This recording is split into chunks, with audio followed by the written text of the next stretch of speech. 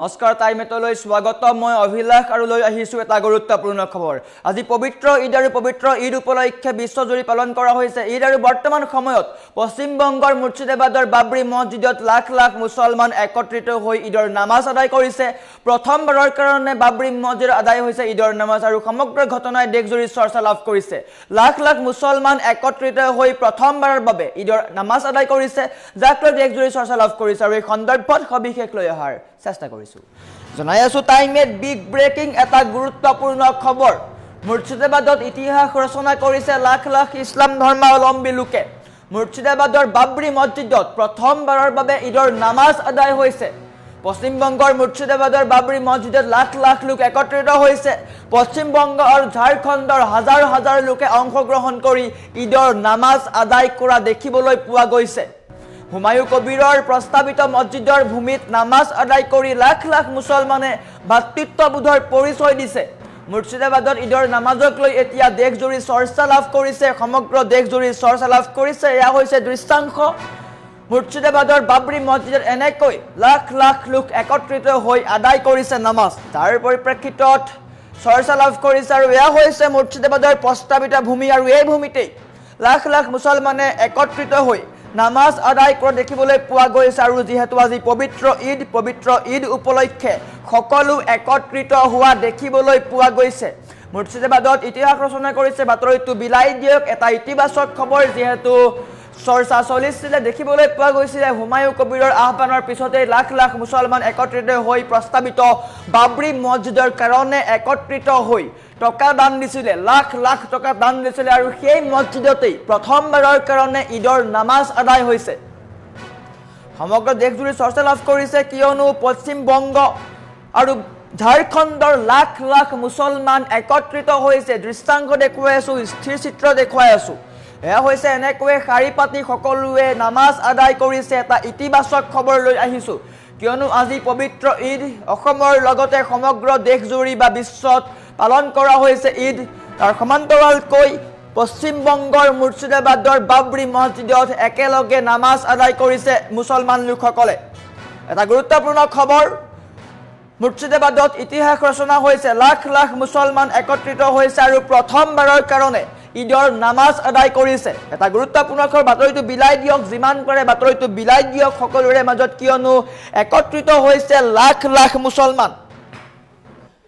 হুমায়ু কবিৰৰ আহ্বানৰ পিছতেই বাবৰি মছজিদ বনাবলৈ লাখ লাখ মুছলমান ওলাই আহিছিলে আৰু বৰ্তমানৰ পৰিপ্ৰেক্ষিতত স্পষ্ট হৈ পৰিছে যে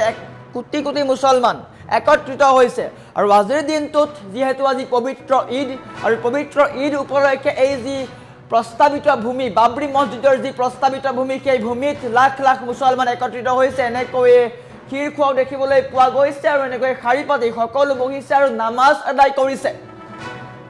আৰু সমগ্ৰ ঘটনাই দেশজুৰি চৰ্চা লাভ কৰিছে পবিত্ৰ ঈদ উল ফিতৰ উপলক্ষে পশ্চিম বংগৰ মুৰ্ছিদাবাদত এক ঐতিহাসিক দৃশ্য প্ৰত্যক্ষ কৰা গ'ল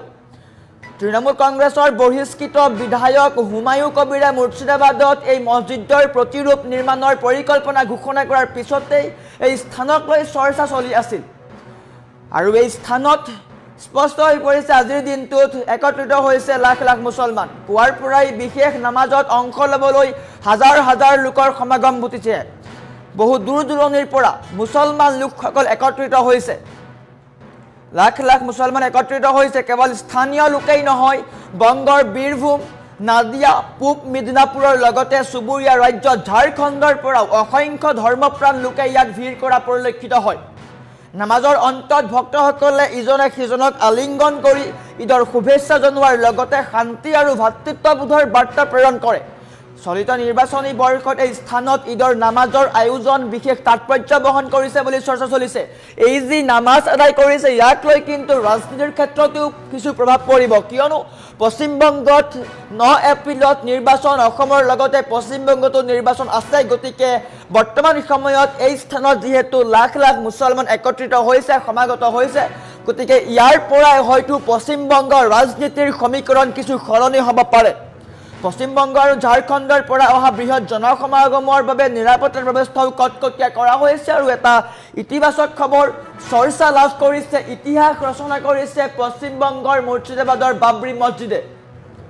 কিয়নো আজিৰ দিনটোত লাখ লাখ মুছলমান একত্ৰিত হৈছে, লাখ লাখ মুছলমান একত্ৰিত হৈ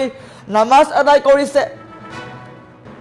প্ৰথমবাৰৰ কাৰণে বাবৰি মছজিদত ঈদৰ নামাজ আদায় কৰা দেখিবলৈ পোৱা গৈছে। আৰু এটা ইতিবাচক খবৰ লৈ আহিছোঁ, হুমায়ুন কবিৰৰ আহ্বানৰ পিছতেই সকলো ওলাই আহিছিলে আৰু বৰ্তমান সময়ত আজিৰ দিনটোত লাখ লাখ মুছলমান একত্ৰিত হৈ বাবৰি মছজিদত নামাজ আদায় কৰা দেখিবলৈ পোৱা গৈছে। ইজনে সিজনক আলিংগন কৰিছে, ভাতৃত্ববোধৰ পৰিচয় দিয়াও দেখিবলৈ পোৱা গৈছে। আৰু এনেকৈয়ে পশ্চিমবংগৰ মুৰ্ছিদাবাদৰ বাবৰি মছজিদে দেশজুৰি চৰ্চা লাভ কৰা দেখিবলৈ পোৱা গৈছে। এনেকৈ শাৰী পাতি দীঘলীয়া শাৰী পাতি তেওঁলোকে একত্ৰিত হৈছে আৰু ভাতৃত্ববোধৰ পৰিচয় দি তেওঁলোকে স্পষ্ট কৰিছে, আমি নিজৰ মছজিদ নিজেই বনাম, বাবৰি মছজিদ আমাৰ টকাৰে বনিব বুলি স্পষ্টকৈ বাৰ্তা দিয়া পৰিলক্ষিত হৈছে। তাৰ সমান্তৰালকৈ পশ্চিমবংগৰ ৰাজনীতিত কিন্তু এই মছজিদে বা এই দিনটোৱে আটাইতকৈ তাৎপৰ্য বহন কৰিছে, কিয়নো 9 এপ্ৰিলত পশ্চিমবংগতো বিধানসভা নিৰ্বাচন আৰু হয়তো হুমায়ুন কবিৰ তৃণমূল কংগ্ৰেছৰ পৰা নিলম্বিত বিধায়ক হুমায়ুন কবিৰে বৰ্তমান সময়ত চমক সৃষ্টি কৰিছে। ৰাজনীতিৰ ক্ষেত্ৰতো এই মছজিদ গুৰুত্বপূৰ্ণ বা মুৰ্ছিদাবাদৰ এই বাবৰি মছজিদ গুৰুত্বপূৰ্ণ। তাৰ সমান্তৰালকৈ ভাতৃত্ববোধৰ পৰিচয় দি একতাৰ নিদৰ্শন দাঙি ধৰিছে লাখ লাখ মুছলমানে। শাৰী পাতি লাখ লাখ মুছলমানে আদায় কৰিছে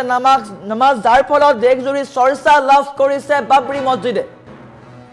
মুৰ্ছিদাবাদৰ বাবৰি মছজিদত